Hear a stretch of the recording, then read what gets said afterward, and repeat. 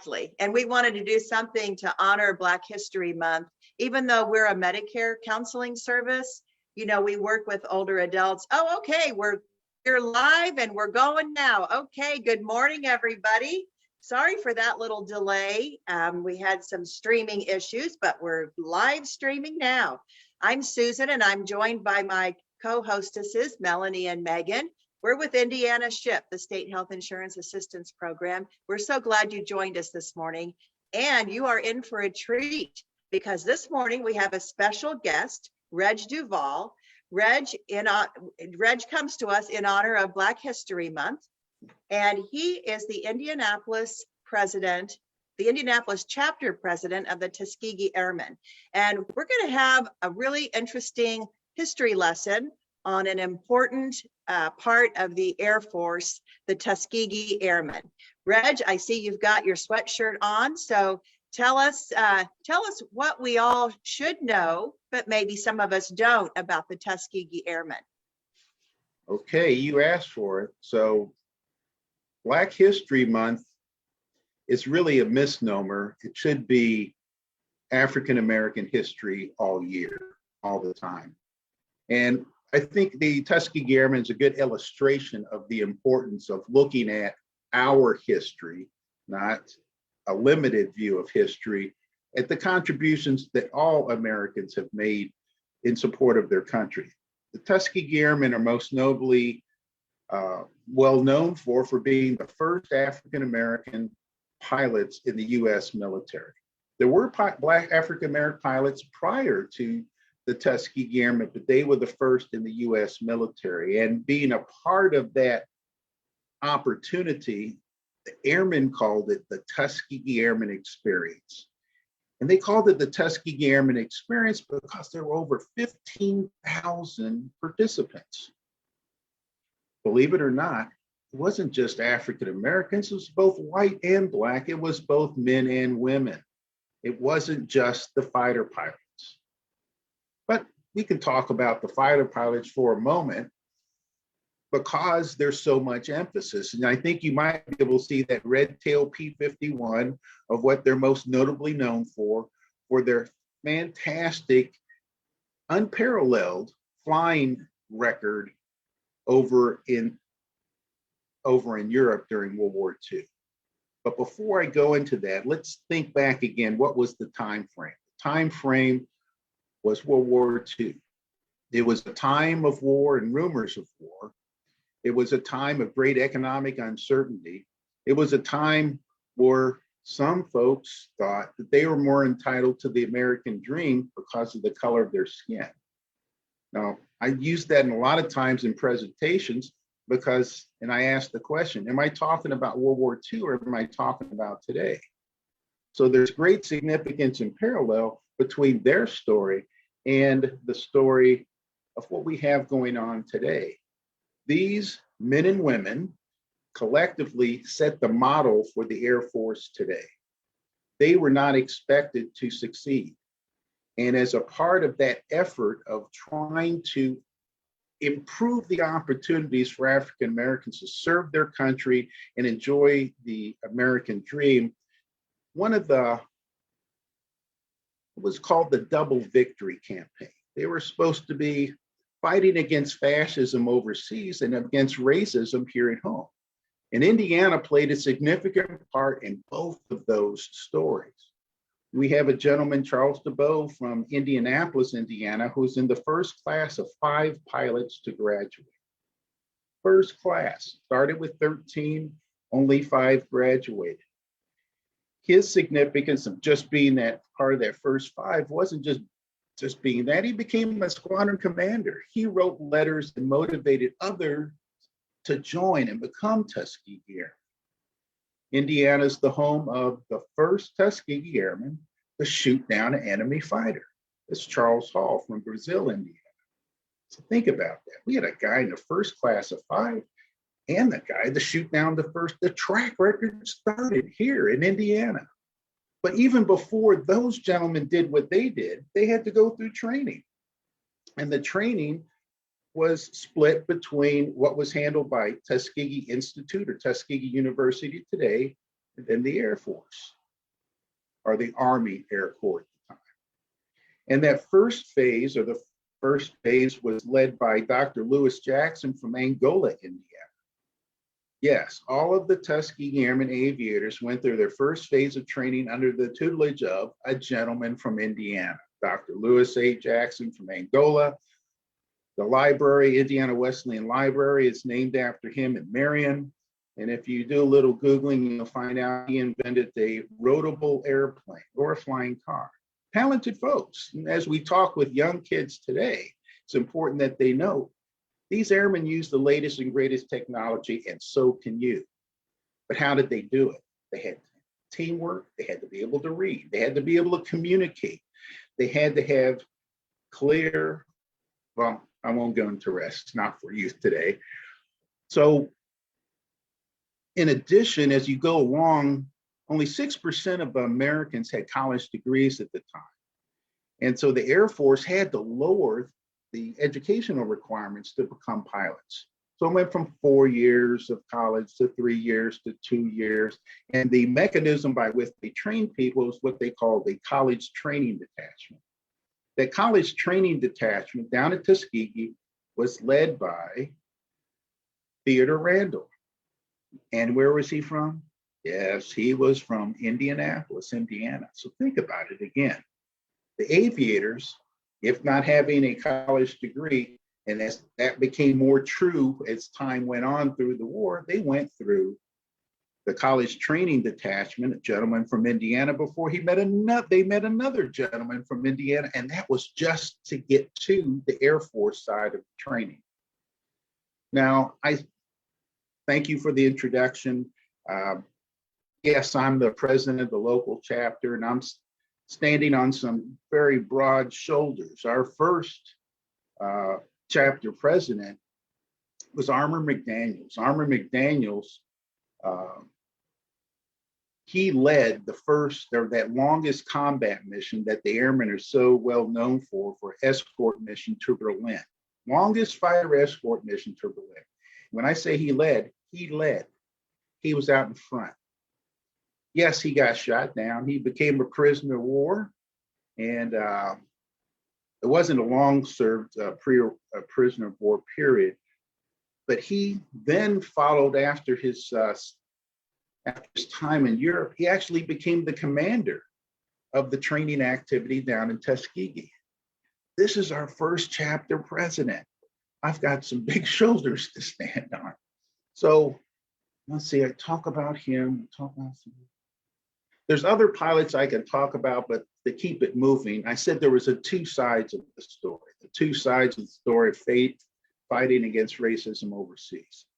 So I think I'll probably start with, everybody knows about Madam C.J. Walker, who had an attorney, a Harvard-trained attorney, Freeman Ransom, and he had a son who was also a Harvard-trained attorney, Willard Ransom. Willard Ransom joined the Air Force as an attorney, and he was down at Tuskegee.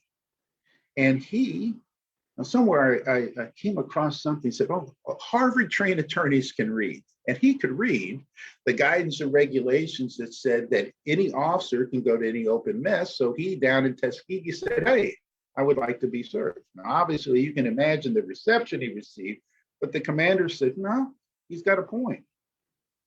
So that did not lead to integration, but it led to the end of segregation. The white officers chose to eat their lunch elsewhere, but the denial of the opportunity to be served, that was thwarted. 9 months later, here in Indiana, took place probably the most significant aspect of fighting against racism, what's called the Freeman Field Mutiny.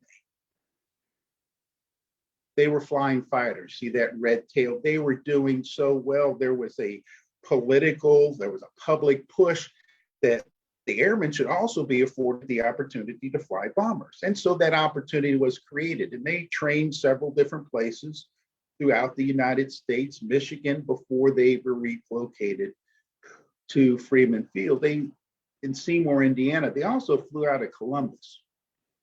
I think the majority of folks were living in Godman Field, but the flying was done Freeman Field in Columbus.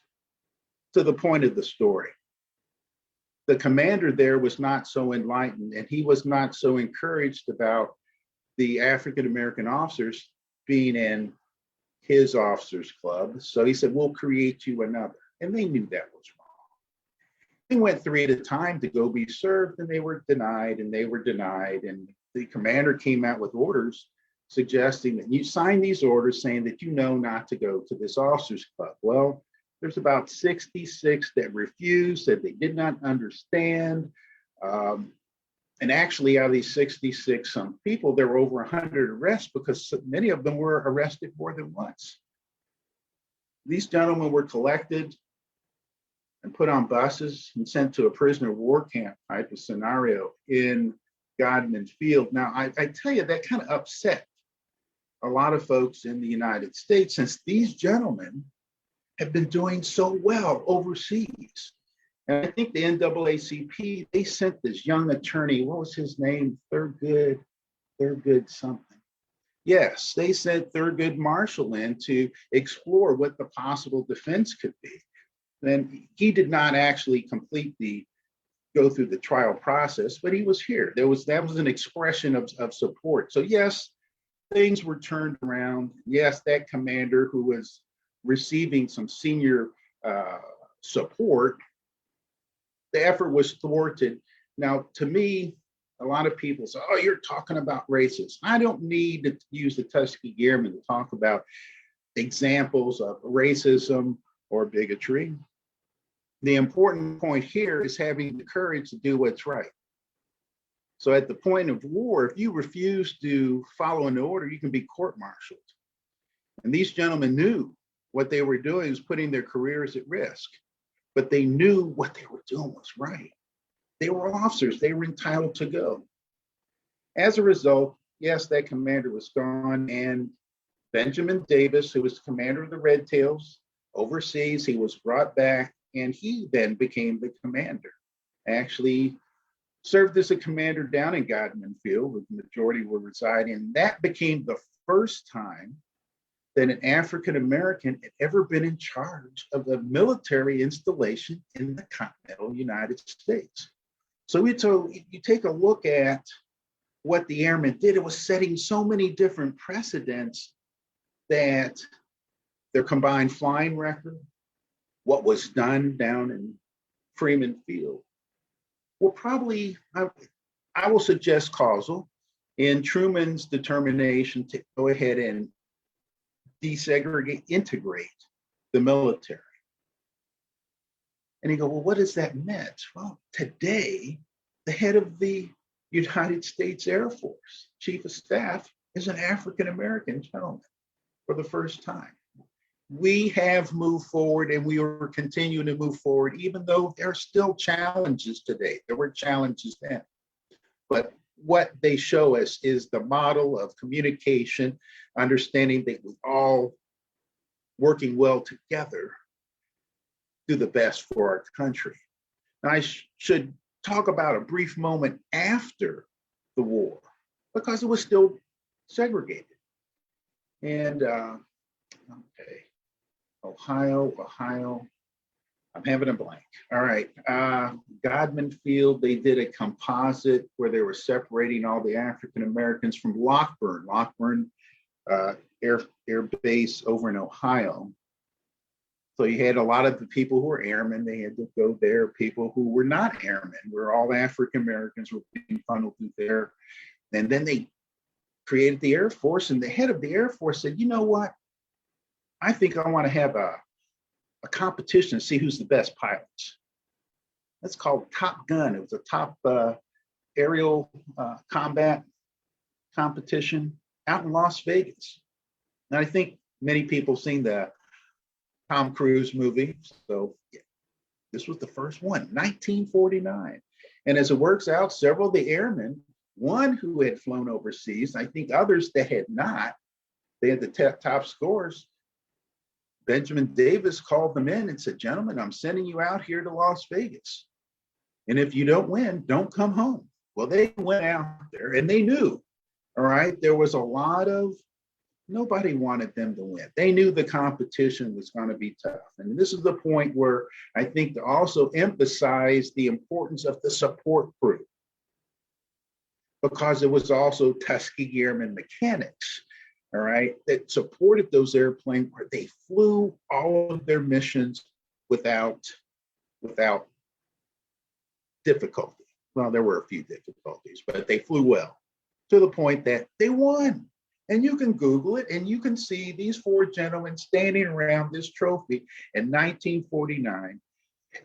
Yes, gentlemen, African Americans were the first top guns, first best pilots in the United States Air Force, but many of us don't know this because that trophy disappeared.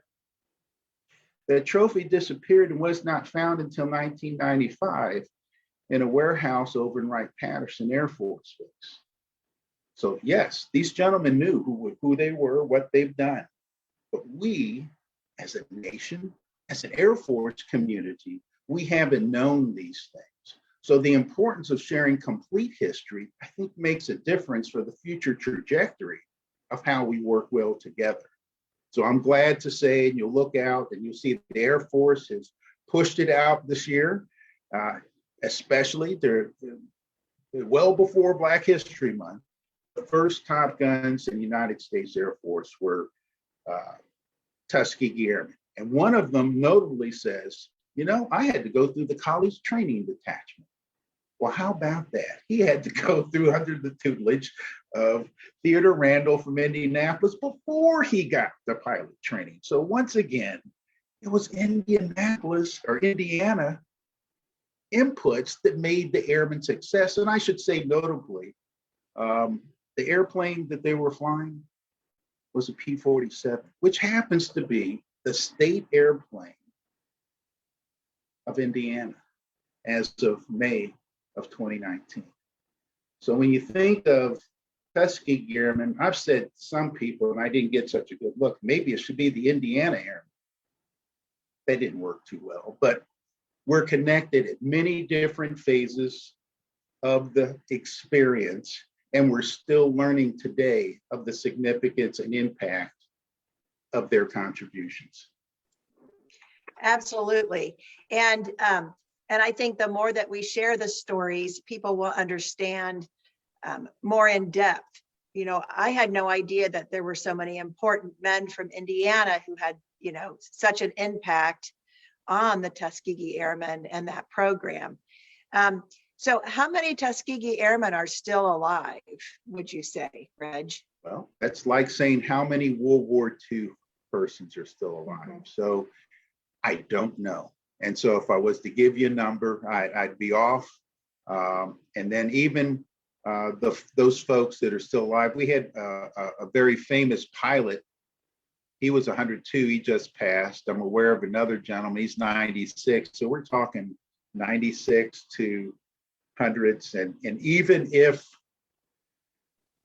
thriving today, they don't feel like talking to folks. So we're trying to let them enjoy, but there's a few, and probably more enlisted because they were younger than the people coming through with college or aspiring to be pilots. Mm-hmm. And how long did this special unit exist? During World War II. So so March of 45. Well, actually, the airmen started training at Chanute. The ground support started training at Chanute that was in March of 45. What's it, 42? Wow, so that was 42. And so it was July of 42 when the pilots started training. So 42 to 45, the bomber crews down in Seymour, they were actually targeted to go fly over in the Pacific, but it was bombed before they had a chance to deploy. And if I could just add, of a particular note, at least to me, they closed up the 332nd during World War II, but they reactivated it during Desert Storm. And I was doing some Googling. I like doing Googling. And I was looking at the distinguished commanders of the 332nd. Obviously, it was General Benjamin Davis first. Then I looked at the second one. I'm like, wow, I know that guy. Then I looked at the third one. I said, I know that guy. I looked at the fourth one. I said, I don't know him. But the first three commanders, after they reopened it over in the Middle East, they're all my classmates from the Air Force Academy.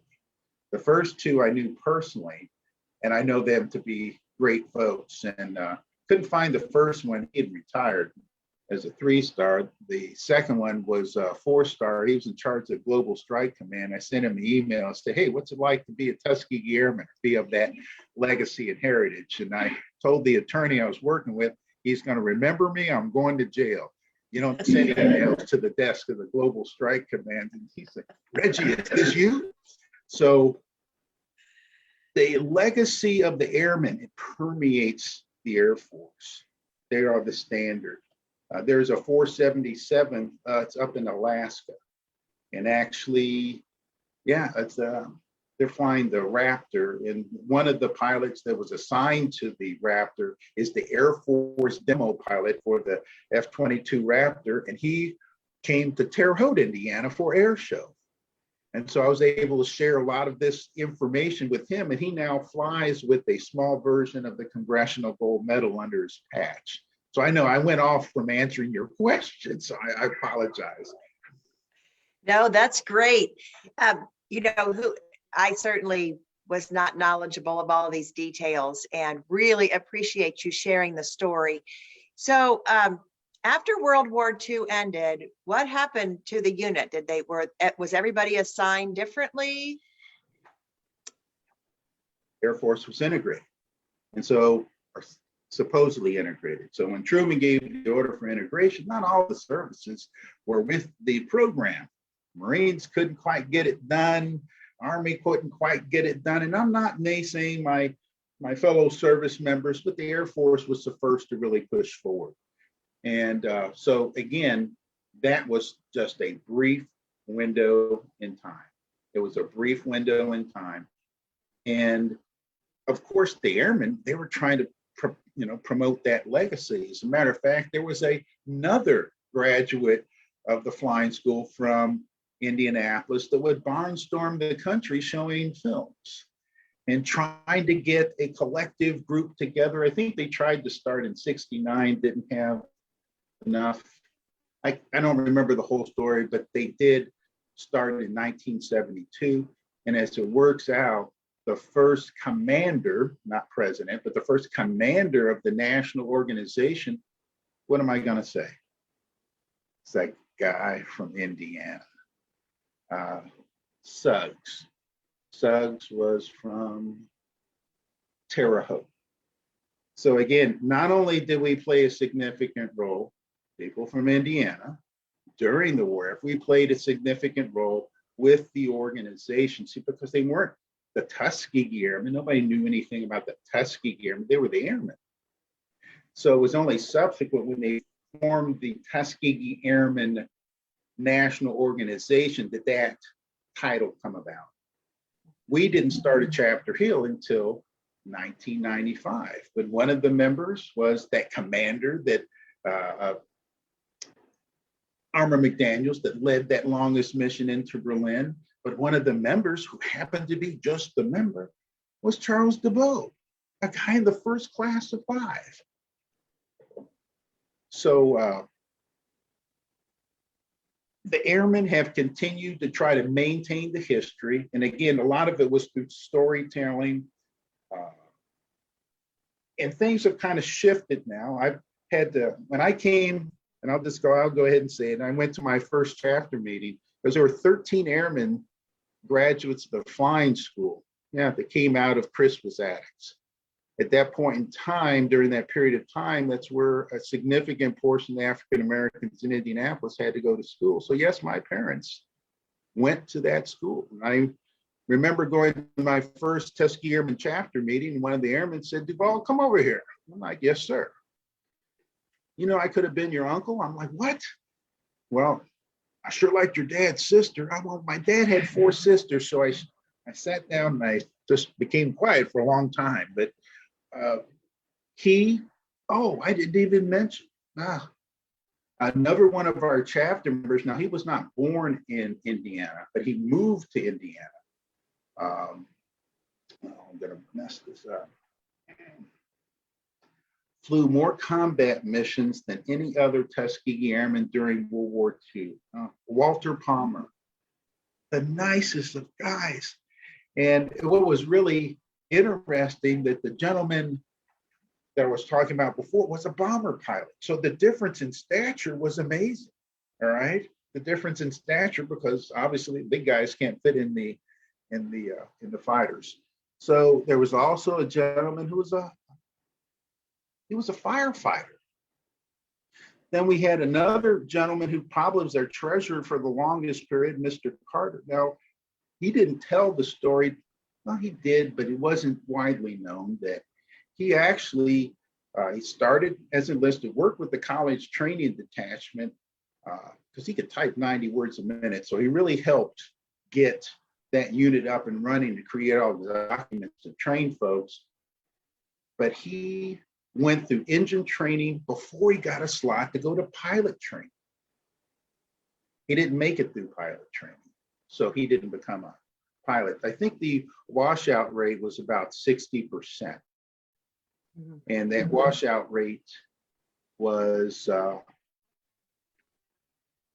higher than they wanted. But again, you got to remember the initial instructors were, many of them were white and weren't necessarily happy, or where they will just say they were more stringent on what was necessary to pass or fail. So let's see who else. So we had and other chapter members are sons and daughters. So we had a weatherman. There was another instrument trainer, and I guess I shouldn't forget this. My father-in-law. I didn't know my father-in-law was a Tuskegee Airman until I was married for about 4 years. Never said anything. Why didn't he say anything? Because it was all about the pilots. Was he a pilot? No. He was an armorer. He loaded munitions. But when I think about his story of, I will not be denied, I can do it, I can work by a standard of excellence, I will work with whoever to get the job done. My father-in-law, Robert LaRue, when he separated, he went on to the University of Illinois and became the 3rd certified African-American architect in the state of Indiana. So the success of the Airmen moved into many other facets of American society, because one, when they came back, they weren't allowed to fly. I don't think I'm not going to even say the time frame, but it was a long time after World War II before African Americans were allowed to be commercial aviators for the airlines. Yeah, that's tragic. But also I think it just points to how they were in their time, and if it weren't for the airmen, the Tuskegee Airmen, and all of the pilots and all of the support, then we would have been years and years even more in lag to have folks be able to do what they want in the military, to join whichever branch, to perform whatever service they participated in. And so if it weren't for the Tuskegee gang, where would we be now? Still years lagging behind, it sounds like. Well, some folks say we may not have won the war, but to your point, I think the lessons was learned and probably better known now among military spheres versus civilian spheres. So what do we do as a chapter? Well, at first, I just sat there and listened. But then as time went on, we need you to do this. We need you to do that. And what I started learning was there was more to the story than the individual stories that were being told. When I first showed up, we've got 25 guys that came out of the flying school from Indiana. But I started looking at the records and found out Illinois had stolen some of our people. There is no such thing as a East Chicago, Illinois. It was East Chicago, Indiana. So I reclaimed some of those folks. And then I didn't know about some of the gentlemen who had gone into the pilot training and had not successfully completed. I think they should also be included in that count. And as time moved on, we were actually given a chance. We had a display during the Super Bowl at the War Memorial for 2 months. And during that same time frame, there's that plane you see behind me is flown by the Commemorative Air Force, the Red Tail Squadron. And they would go out and do all these air shows. Great story. Got a trailer that opens up to a museum. But our national president said, hey, look, you can't do this independently. You got to let the local chapters know that you're coming to town. So it was in that same year of the Super Bowl that we got tagged here in Indianapolis. We were the first chapter out of 50. Hey, why don't you get out there at the air shows? So we've been doing that since then. And we probably developed a lot of what I was able to share today is from our storytelling in conjunction when they go to town, or when we speak to youth, or when we speak to other organizations. So we shifted from just taking care of listening to the airmen to trying to create that history to go into the Indiana War Memorial. It now has a display. We've worked with the Indiana legislature. I don't know if anybody's been down to the Outlet Mall on 65. All right, you might see a little sign that says Tuskegee Airmen Highway. We got that bill through in recognition of what took place at Freeman Field. And they also flew out of Columbus. So that's where we did the ribbon cutting, is in Columbus. So we're trying to institutionalize the airman legacy with Indiana, but at the same time, reach out to youth groups in interactive fashion when there's air shows or upon request. Right. And not just youth groups, older adults, I think some of them need the history too. We all need the history, whether they're our age, Reg, older or younger. And we really appreciate you joining us today and sharing a little bit about this amazing group of men and women. And would you like to say just a few words to wrap it up? Well, Indy Tuskegee is our website, so go check it out. You'll see that we helped a young person through the COVID get his pilot's license. We helped a young person who we talked with in his high school days. He actually obtained became an officer in the Air Force, and he completed Air Force officer training. So we help, and you're right, I'm a young person who's just becoming eligible for Medicare.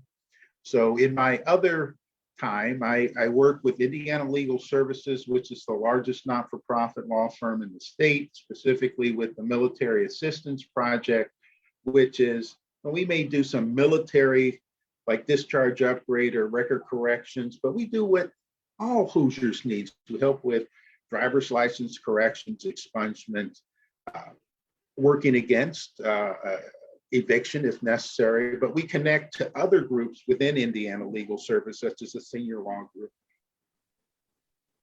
to make sure veterans are not excluded from the services that we provide. Absolutely. And we thank you for helping veterans in that way through legal services. And we thank you for your service in the Air Force. And thank you very much for coming on today and sharing with us about the Tuskegee Airmen. Melanie and Megan are going to tell us a little bit about what's coming up for future Facebook Lives. Maybe we'll have Reg back to talk more about veterans benefits sometime. Hint, hint. But Melanie, what's coming up for us?